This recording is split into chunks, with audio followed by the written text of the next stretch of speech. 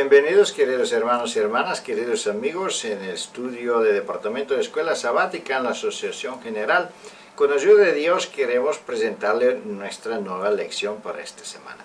Es la última lección en este trimestre y prácticamente es la conclusión del tema de la hermandad o la ética eclesiástica. Teníamos un título muy hermoso, A mí lo hiciste, y estamos junto con nuestra querida hermana Raquel. Vamos a presentar la lección, pero antes de eso queremos invitar la presencia de Dios en una oración en silencio. Acompáñanos, por favor.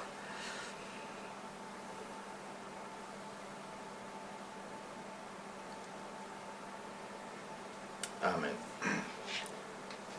Como siempre vamos a ver un poquito la estructura de nuestra lección. Dice, a mí lo hiciste. Ministerio para nosotros mismos es la introducción, y como dice el subtítulo mismo podemos entender que estamos hablando de un ejemplo negativo, y vamos a estudiarlo esto en la parábola de nuestro Señor Jesucristo en la primera parte. Después viene la parte central de nuestra lección, ministerio de Cristo, y vamos a ver qué tipo de ministerio podemos ofrecer o qué debemos ofrecer si queremos servir a Cristo. Y prácticamente de eso se dedica el resto de la lección. El otro subtítulo es Ministerio Cristiano. Ahora se orienta más la vista en el ejemplo que podemos obtener por nuestro Señor Jesucristo, y aquí tenemos preciosas preguntas que indican prácticamente de qué forma Jesús sirvió a sus apóstoles, a sus hermanos, y de qué forma obviamente nosotros debemos seguir su ejemplo. La última pregunta está bajo un subtítulo, nuestro ministerio para Cristo o por Cristo. Lamento aquí la expresión un poco equivocada en español. Y entonces vamos a ver de qué forma prácticamente Jesús se identifica con la iglesia y qué espera Jesús de su iglesia.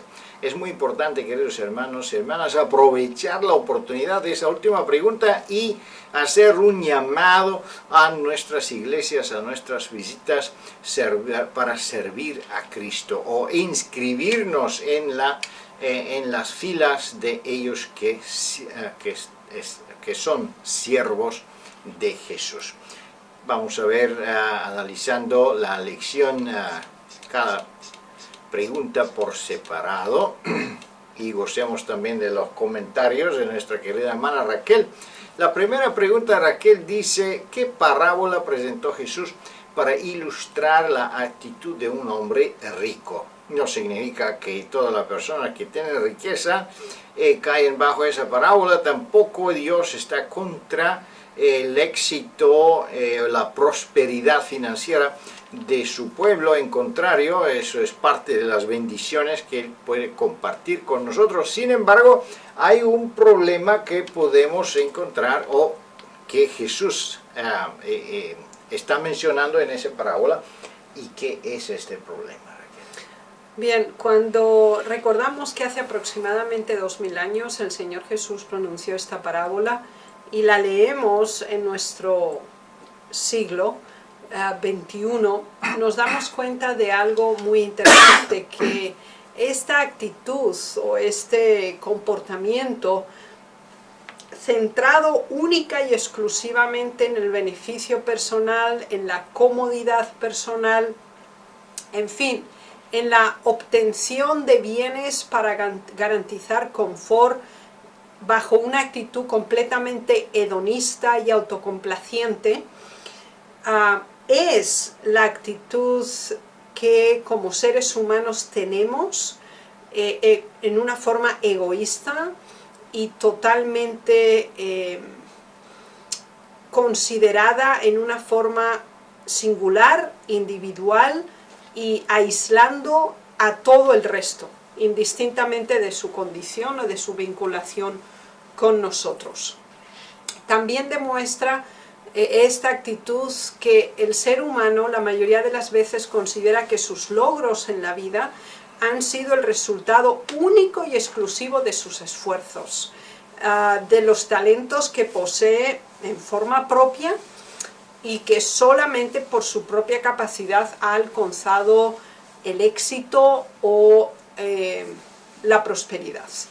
Por lo tanto, se centra única y exclusivamente en su bienestar, sin considerar absolutamente ni su propia condición a nivel interno y mucho menos la de los demás. Es interesante que este hombre en esta ilustración recibí muy buena cosecha. Yo creo que eso es el deseo de todos nosotros, tener resultados, tener una buena cosecha, vivir en un país donde podemos obtener suficiente entrada, vivir bien, y no es nada malo en este deseo. Entonces, ¿dónde está el problema de este hombre? El problema es que cuando este hombre recibió toda su riqueza y esta abundancia de entrada, él hizo una pregunta diciendo, ¿qué voy a hacer con todo esto que yo estoy recibiendo? Sin embargo, él no esperó una respuesta que proviene de Dios. Él respondió él mismo su propia pregunta, diciendo, voy a extender todos mis bienes y así, entonces voy a disfrutar sin trabajar, tomando, comiendo todos los días, disfrutando. Entonces es ahí donde lamentablemente vemos que Dios interviene con una respuesta. ¿Y qué es la respuesta del Señor? Es prácticamente en la segunda pregunta. Pero ¿qué le sucedió a él y sus bienes? ¿Qué respuesta recibe este hombre necio en acuerdo de la parábola? Su necedad no consistía en los beneficios que había obtenido, sino en la forma en que los percibía, los manejaba y la valoración que daba acerca de sí mismo.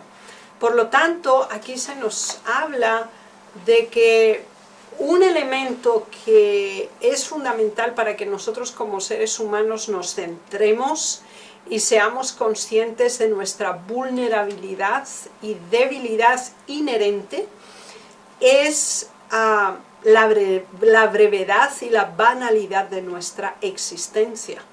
La declaración, esta noche vienen a pedir tu alma, y lo que has provisto, ¿de quién será? El elemento tiempo y el elemento existencial son dos conceptos fundamentales en la naturaleza humana. Nuestra vida está limitada. El tiempo no es un concepto ni nada que nosotros podamos manejar como seres humanos. Estamos sometidos bajo el tiempo, el espacio y la materia. Y esta triple limitación es un hecho para que tengamos una mayor sensibilidad y certeza de la debilidad de nuestra naturaleza y de la necesidad de nuestra dependencia de Dios, en el sentido de que no nos enfoquemos única y exclusivamente en nosotros, sino que tengamos una proyección expansiva, ya que a nosotros nos llegó el Evangelio por el beneplácito de Dios, posiblemente a través de otras personas, un folleto, un libro, un mensaje,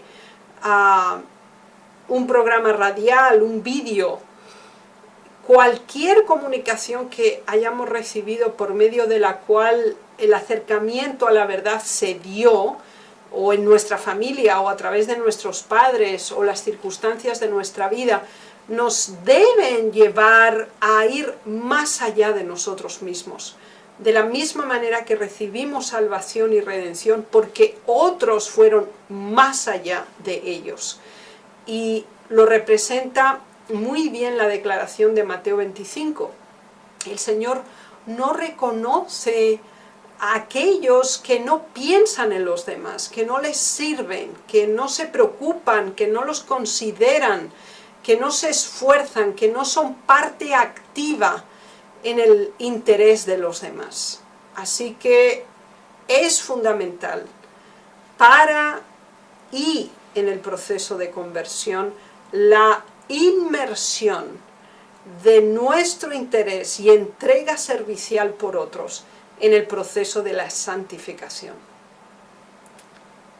Muchas gracias, Raquel, muy interesante. Los factores de tiempo, oportunidades, circunstancias son muy importantes. Muchas veces podemos perder oportunidades para ayudar a otros y compartir los bienes que Dios nos ha dado. Vamos a ver más adelante el contraste en que nosotros, el contraste que podemos ver con la naturaleza de Cristo y con el ejemplo que Él prácticamente deje para nosotros como cristianos, como sus seguidores. ¿Quién está en contra de tales personas? Bueno, la pregunta aquí dice originalmente, ¿quién está en contraste de tales personas? Lamento algunas equivocaciones en la traducción, han existido en muchas lecciones hasta hoy. Entonces, ¿en qué contraste estamos, de qué contraste estamos hablando? La forma en que percibimos nuestra vida y nuestra relación con los demás identifican los valores que impulsan nuestras acciones. Y el Señor Jesús puso en contraste dos actitudes. Él dijo claramente, no vine para ser servido, sino para servir, pero más aún, y para dar mi vida en rescate por todos.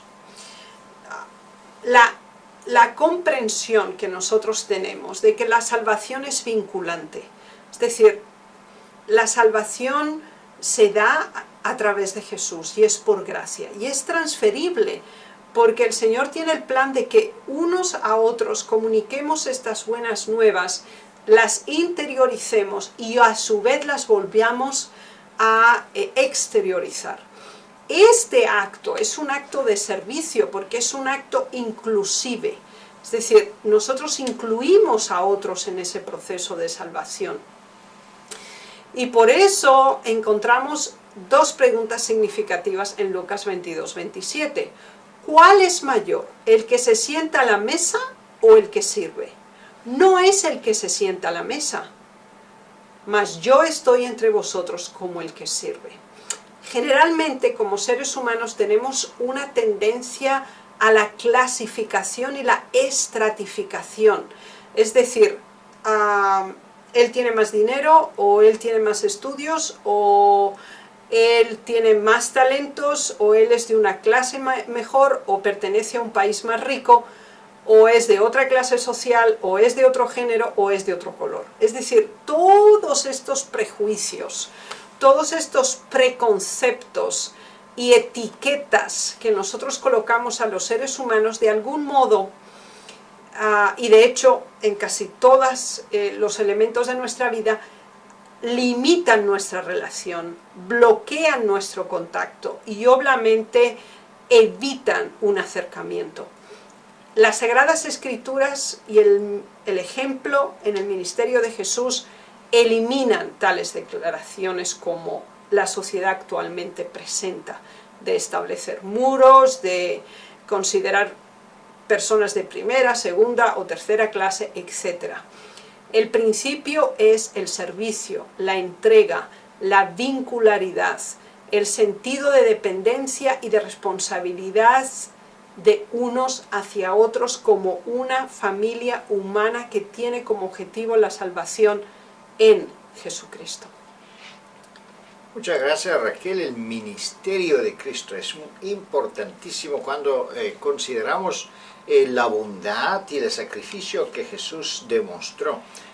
También entendemos que el apóstol Pablo está hablando que nosotros debemos tener la misma mente, el mismo sentir que Jesús ha tenido. Eso es el cristianismo. Eso significa ser participante de la naturaleza divina. Nosotros con mucha alegría hablamos de que Él es nuestro sustituto, Él es nuestro garante, Él es nuestro abogado, pero igual, en la igual manera que Él es todo eso, Él también comparte con nosotros su naturaleza. Entonces debemos tener la misma mente, debemos tener la misma idea o la misma motivación a servir a nuestros próximos. Y aquí tenemos en el fondo una muchedumbre, una multitud, y yo soy seguro que una multitud semejante se encuentra en todos los países en el mundo.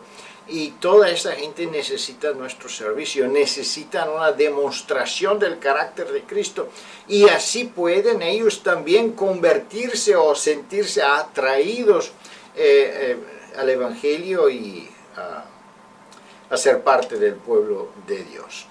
Seguimos más adelante y vamos a ver qué otras formas de servicios está proponiendo la palabra de Dios. En la pregunta número 4 dice: ¿qué servicios o qué servicio normalmente realizado por los siervos y los esclavos no judíos realizó Jesús para sus discípulos? ¿Qué podemos entender y qué podemos ver aquí, Raquel? ¿Qué tipo de servicio estamos hablando? Entendemos algo muy importante en relación al servicio, es decir, no es un acto teórico, no es una elucubración filosófica, es una acción específica, tangible y real. Y nos damos cuenta por el modelo que el Señor Jesús dio durante su ministerio y su vida día tras día. Ahora, en uno de los últimos eventos de su convivencia con los discípulos y el establecimiento de la Santa Cena, no solo sirvió como uno más entre los seres humanos, sino que todavía Él se humilló asumiendo una actitud de siervo, de esclavo, de aquellos sin derechos que podían ser despreciados, no recibían ningún tipo de agradecimiento ni aprecio. El Señor Jesús asumió esa actitud. Asumió esa actitud con el fin de establecer un ejemplo, una memoria concreta de la motivación y de la actitud de cómo el bien transforma y elimina el mal, cómo el servicio es un acto de ennoblecimiento, no de rebajamiento, cómo el disponerse a prestar ayuda aún en las tareas más humildes son la demostración de un gran nivel espiritual y de un acto dignificante de la raza humana. Por esa razón estamos asociados como seres humanos, no solo por creación, sino también por nuestra necesidad de la redención. Y este acto del Señor asocia amor, humildad, consagración, servicio, como elementos que coordinados entre sí tienen un efecto benéfico, dignificante del hacedor y el receptor.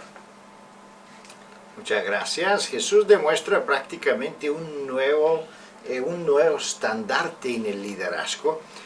¿Por qué? Porque Él presenta un liderazgo horizontal, en que los líderes prácticamente son iguales como los apóstoles, como el pueblo. No solo que son iguales, pero los líderes sirven al pueblo, son servidores, son como siervos y esclavos. Algo que no es posible un ejemplo que no se ve en una organización mundial. Y por eso tenemos prácticamente esa organización horizontal que está demostrada en la Iglesia Apostólica y que fue prácticamente destruida con el catolicismo, porque ellos empezaron a construir una organización piramidal.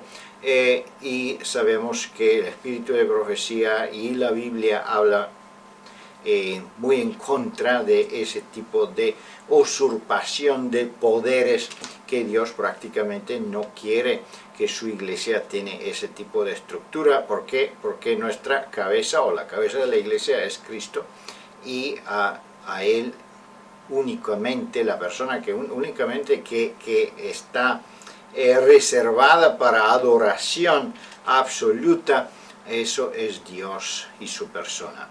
Vamos a ver más adelante en la pregunta número 5, haciendo referencia al siervo por otros, ¿qué instrucción es dada por el apóstol Pablo? Vamos a ver, para ampliar un poco la idea de servidumbre, del servicio, qué tipo de ministerio cristiano podemos ofrecer nosotros. La razón por la cual ofrecemos un servicio, una ayuda, una colaboración es muy significativo y altamente valorado por parte de Dios. Y se nos dice que el único servicio que es aceptable es el que es motivado por el amor. Y sabemos que el amor es el fruto del Espíritu. Es la revelación de la obra de Dios salvadora en cada uno de nosotros. Pero además de que lo hacemos por amor, lo hacemos con buena voluntad. Es decir, lo hacemos con alegría. No representa una carga, no está acompañado de quejas, lamentaciones y mal humor, sino todo lo contrario. Nos sentimos deudores, es decir, impulsados a regresar, a compartir con otros la experiencia más excelsa y maravillosa que ha ocurrido en nuestra vida, que es conocer a Jesús como nuestro Salvador y nuestro Redentor. Y entonces fluye en una forma natural, simplemente el deseo de compartir, de servir, de ayudar a mi hermano, a mi hermana, como mi igual, como aquel que necesita de Dios con la misma intensidad que yo también lo necesito, y deseo caminar en el sendero del bien. Así que el servicio que nace del amor, que he realizado con buena voluntad y que asocia al ser humano con su creador, que es Dios mismo, y que no hace diferencia por nacionalidad, raza, clase, formación u origen, son elementos que debemos analizar en nosotros mismos. Muchas gracias, Raquel. Es interesante también la expresión que dice que cuando nuestro mano derecho hace una ayuda, una buena obra, la otra mano no la sabe. Bueno, es una motivación increíble internamente, una motivación que prácticamente no pretende que ha hecho cualquier cosa. También relacionado con el título de la lección, después que Jesús declaró que yo fui con hambre y me dieron comida, que yo fui sin ropas y así, bueno, y me ayudaron. Entonces las personas que ayudaron en ese caso dijeron, ¿cuándo lo hemos hecho? Porque ellos no se recuerdan, no tienen una lista de buenas obras que hicieron, ni un informe de todo lo que hicieron. En contrario, lo hacen de una forma espontánea, una forma natural. Y eso es ¿qué sucede cuando tenemos el Espíritu Santo con nosotros? Cuando tenemos la naturaleza divina en nosotros. Eso se convierte de parte de nuestra naturaleza. Ojalá eso es nuestra experiencia. Por eso prácticamente la próxima pregunta está hablando del espíritu que vamos a tener o que debemos tener.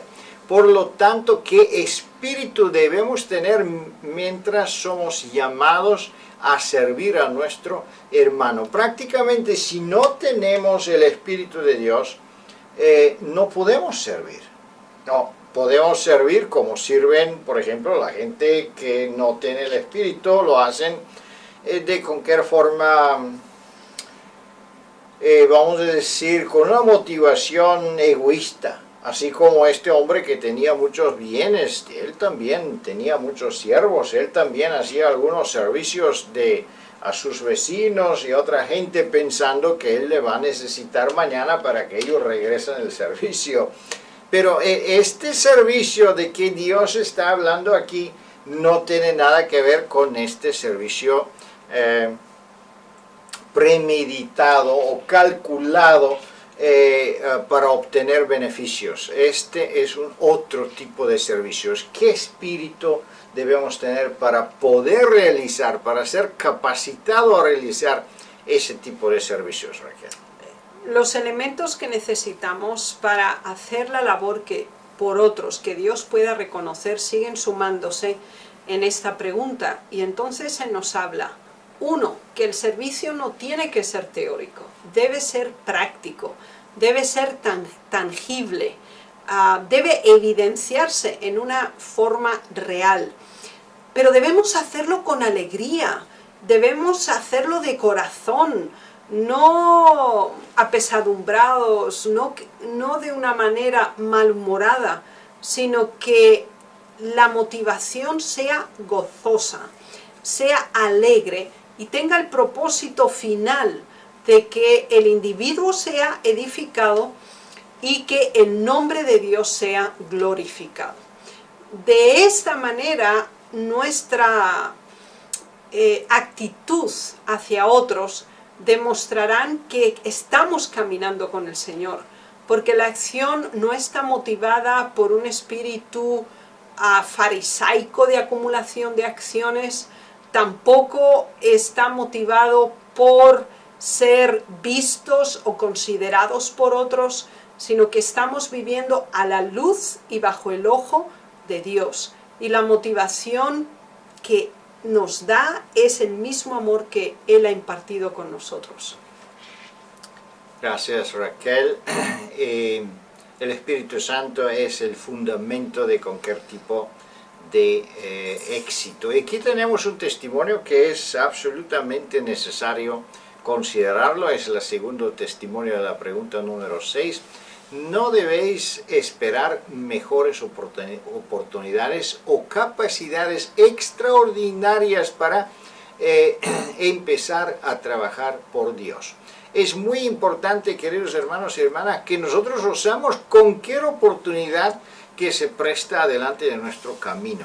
No esperar, dice la palabra de la sierva del Señor, y debemos considerar también que muchas veces leyendo los libros de los pioneros adventistas o los pioneros cristianos y misioneros, gran obras que ellos hicieron, viajes y convirtieron tantas personas, no debemos esperar que esto llegue a nosotros desde el principio, porque ellos, esos hombres grandes, pioneros, también empezaron de la misma manera, empezaron así con sus vecinos, con sus familiares, con sus amistades, y de esa forma entonces crecieron en conocimiento y en la experiencia.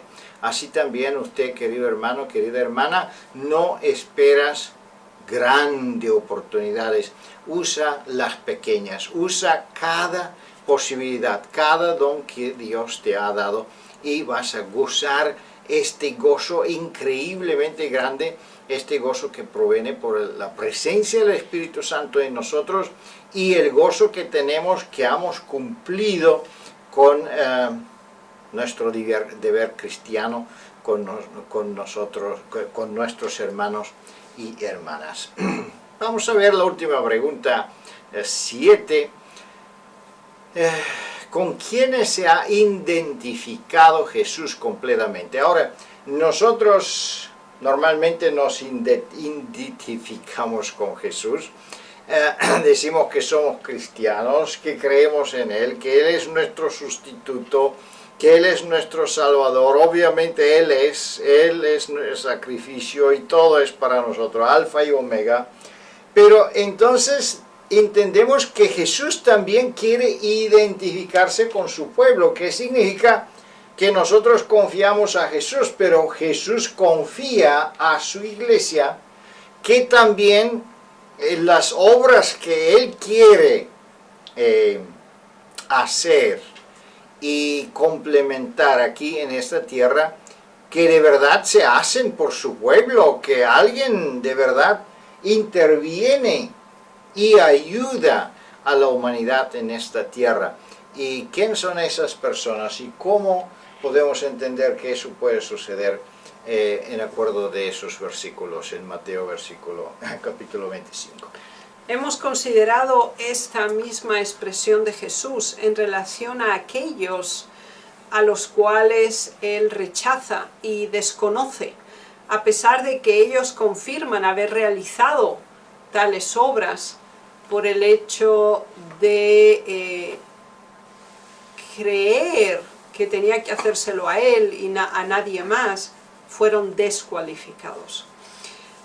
Pero ahora este otro grupo humano realiza obras concretas y específicas para cubrir las necesidades del ser humano, como el hambre, el vestido, el techo, la relación humana, la visita, el estar al lado de alguien que lo necesita cuando está pasando por enfermedad o por encarcelamiento, situaciones extremas. No prestar ayuda pensando que voy a recibir o lo voy a hacer para obtener esto o aquello, para ser apreciado, visto, etc. No. Un servicio que se produce voluntariamente, desinteresadamente.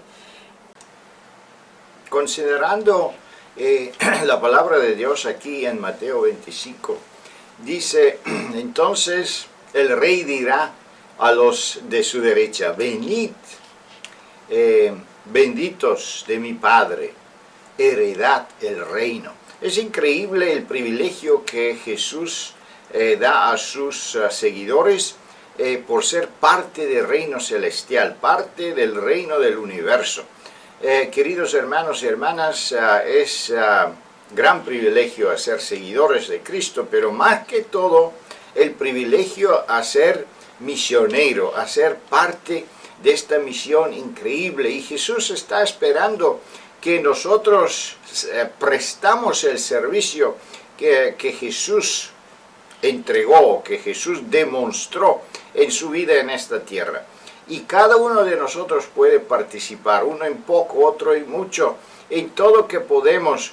De esa manera podemos concluir la obra que nuestro Señor Jesucristo ha empezado en esta tierra. Que Dios le bendiga y le guarde, queridos hermanos y hermanas, especialmente en este sábado, y con ayuda de Dios continuamos la próxima semana con las nuevas lecciones. Dios le bendiga. Amén.